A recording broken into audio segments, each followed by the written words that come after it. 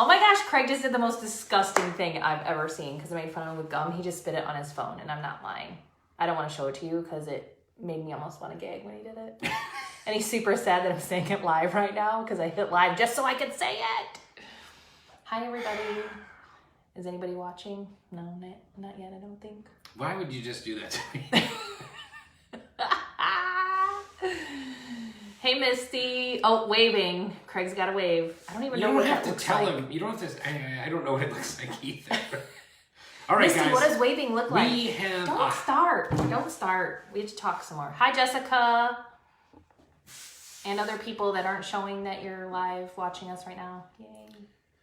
Yeah, wait till. I got a whole bunch of things that I'm supposed to be telling people too from yesterday.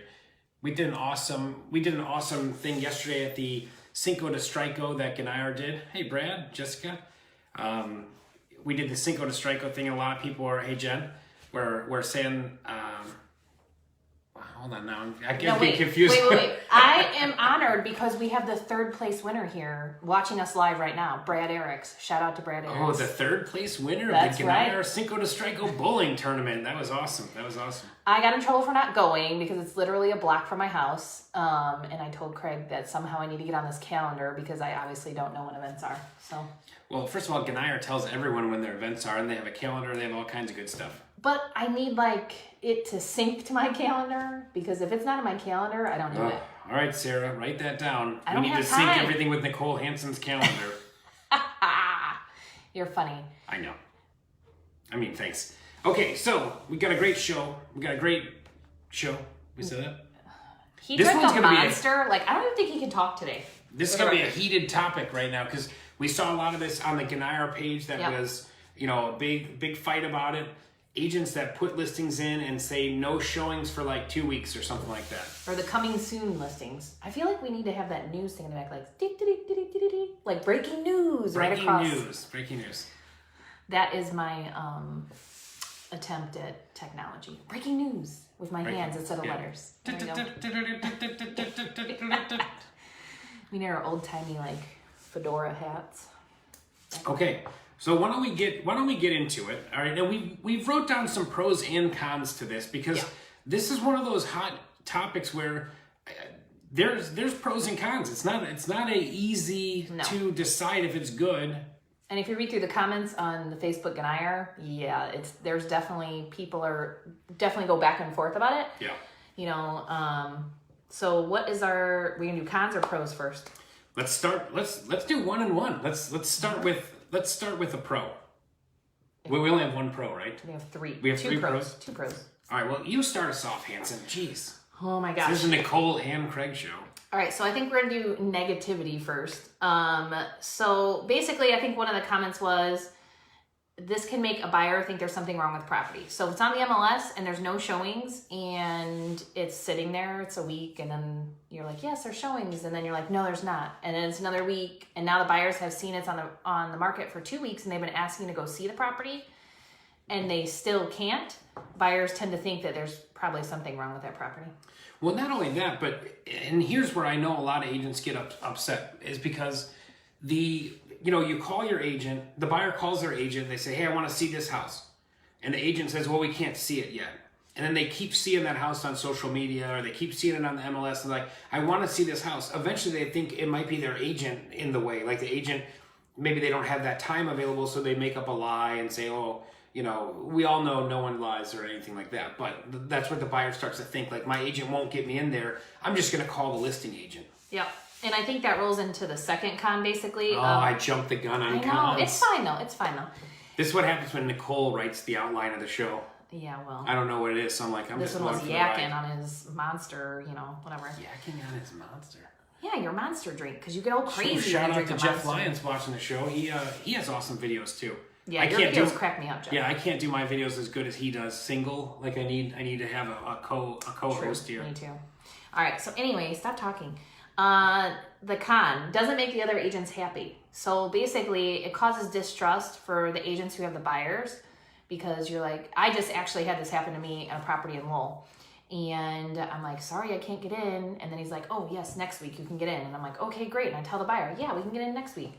and then we can't get in next week again, and then it gets pushed off again. And that buyer, I really had to work very hard to keep the trust of that buyer and to try to show her other properties, so that she didn't think I was just not telling her the truth. Right. Yeah. It didn't make me very happy, and it takes a lot of time having to call over and over again to the agent. Yeah. Like, is it available? Is it available? Is it available? You know, and another thing to keep in mind, this is such a big thing right now because the inventory is so low. Yes. There's like 7 houses for sale and 1,000 buyers. So it's like, you know, everyone's fighting like, hey, I want my buyer to get it. We all do, but unfortunately there's only 3 houses for sale, and now there's only 2 right now. That's how fast it's going. I did a search in Griffith a week ago, and there were 42 pendings and only 9 current listings, like active listings, which was insane. So it's a great time to sell your house. Yeah, it is. Yeah. Yep. So let's finish with the last con then. The other thing I saw that I thought was really relevant was if you put it in Ganayar, then it blows up on the other Zillow, Realtor.com, things like that. So it again kind of makes things painful for the people that you know, are getting those leads, or buyers that are looking on Zillow or Realtor.com, and then they can't get into the property. Yeah. So with it going live, it's going to be out there live, and people are going to think it's active for that entire time. Yep. So those are some serious cons. Yeah, I think so. Now let's not be all negative this morning. What do we got for pros? Oh, you want me to go again? Yeah, because I can't read your handwriting. She wrote it in cursive. So the first one, I think, is the seller... seller warts. Seller wants... Drive bags. See, I don't know what that is. What a seller warts drive bags. So it actually says seller wants / drives buyers to the listing agent. That's not an R. Or that is an R. That's an R. Yeah. Okay. She did an R, guys. She doesn't know how to do an N in cursive, apparently. So Am I too loud? You're just like totally going off topic every 3 seconds. Oh, yeah. Sorry about that. Seller wants, and it drives buyers to the list agent, which Craig kind of talked about, you know, earlier, about how then they're just going to the list agent, which is then making other agents mad, right? And then it's probably causing dual agency, which dual agency is always controversial. Craig loves doing it. It's not my favorite thing.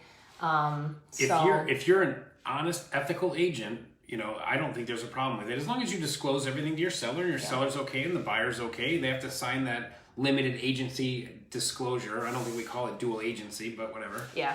The problem with me is I always get anxiety when I'm in a dual agency transaction, because I always have to watch literally everything I say to either party. That is because true. you have to be extra careful. So then I'm like, oh my gosh, should I have said that? Should I have said that? I don't know. Should I? Like normal conversations, you have to be careful because you can get carried away and let negotiation items out and you don't even realize you're doing it. So that's why dual agency for me, or limited agency, is kind of a snafu on that one. So, and the last pro, which I think is the best, to be honest with you, is marketing strategy. So I think this was an interesting one. Yeah. This one I couldn't disagree with. Yeah, I think really it can be a really good marketing tactic. No showings until open house kind of thing, so that everybody has a chance to see it at the same time. And it drives a highest and best offer for your seller, because it's really in the best interest of the seller at that point, right? The seller doesn't have to leave the house 800 times with their kids or dogs or whatever's going on. They have to leave once for a good, 3-4 hours, whatever it is.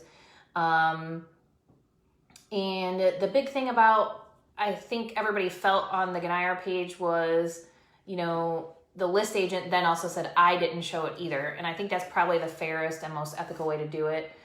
Because I did see other agents saying, they don't think it's fair the list agent shows. So I think if you do it that way, I could definitely see how it would be a pro, and actually would help buyers agents, because then at least everybody got a shot at seeing it, instead of like, you're trying to do an appointment and you can't get in and everything else, and then you lose it because you never even got the opportunity. Yeah, that is pretty interesting. And I can definitely see a pro with that, especially if the listing agent isn't showing it and trying to just sell it out from under everyone. It's something, if a property is super hot, it's in a community that's moving very quickly, it's going to be priced correctly, and it's going to go really fast. It's not a bad, I don't think it's a bad thing. And here's the problem. Again, there's 1,000 buyers for 7 houses. So all these agents are going to be upset about it. And all these agents are trying to do what's best for their client and get their person in there. the poor listing agent's got the poor listing agent has so many offers. Cool. But anyway, it's you're always gonna. That's one thing I hate about multiple offers is there's always gonna be an agent upset about it. Yeah, there's really no way around that, and you can only do the best that you can for your buyer in that situation. The one thing that we haven't talked a whole lot about, and I didn't know a whole lot about until we've kind of had this discussion in, the Good IR Facebook and now us talking about it now, is if you do have a coming soon listing that say you want to do a video for and you want to try to drive, that marketing, like we're talking about doing that marketing strategy, if you have the signed listing contract with it, which if you're doing a coming soon video, you probably should, right? You are supposed to technically have that listing in an MLS within 48 hours. If you don't, you need to submit an MLS, what's it called? Submission waiver form. So if you submit that form, you can do coming soon all you want. If you don't, it's a fine. So just keep that in mind, that, if you are doing coming soons or choosing to do that marketing strategy, that you are filling out that form to avoid yourself the MLS fine. Yeah. And always you have to know that it's going to annoy some other realtors. Yeah.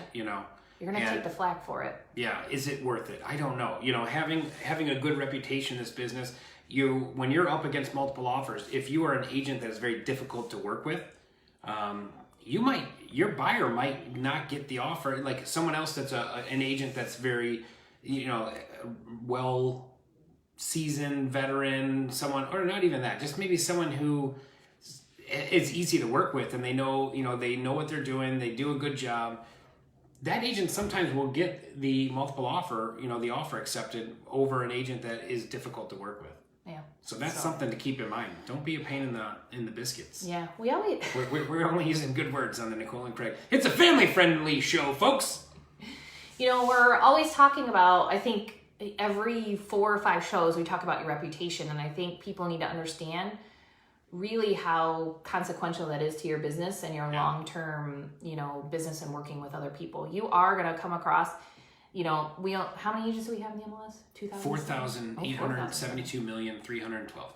Okay. I thought it was around 2,200. Yeah, something. Okay. So you are at some point going to come across the other agent that you dealt with in the MLS, right? Yeah. And, if it's a newer agent, they may ask senior agents in the office, what do you think about this person, blah, blah, blah. And your reputation precedes you. So what does this say? Melissa, educate the seller.